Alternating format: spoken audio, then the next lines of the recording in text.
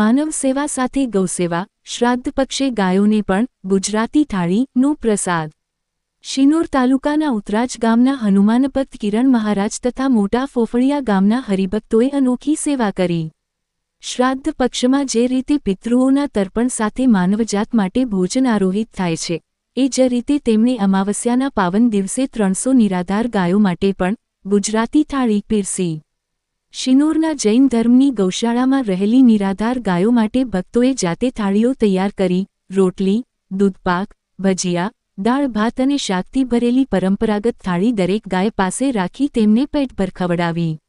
આવી અનોખી સેવા માત્ર શ્રાદ્ધ પક્ષનો અર્થ જ બદલતી નથી, પરંતુ પશુપ્રેમ, કરુણા અને સંસ્કૃતિનો અદ્ભુત સંદેશ આપે છે।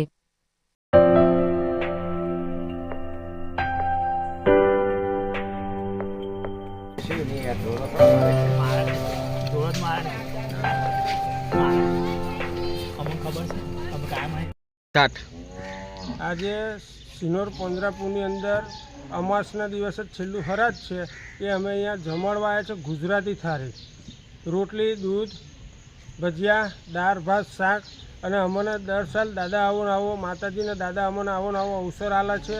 છંછવા ગામથી આવ્યા છે, ફોફરિયાથી આવ્યા છે બધા સેવકો, અને અહીં સેવા કરવા અમે દર સાલ આવીએ છીએ, જમાડીએ છીએ, એટલે અમને બહુ આનંદ છે। એટલે દાદાને અને માતાને પ્રાર્થના કરીએ છીએ કે આવો ને આવો અમને અવસર આલશો।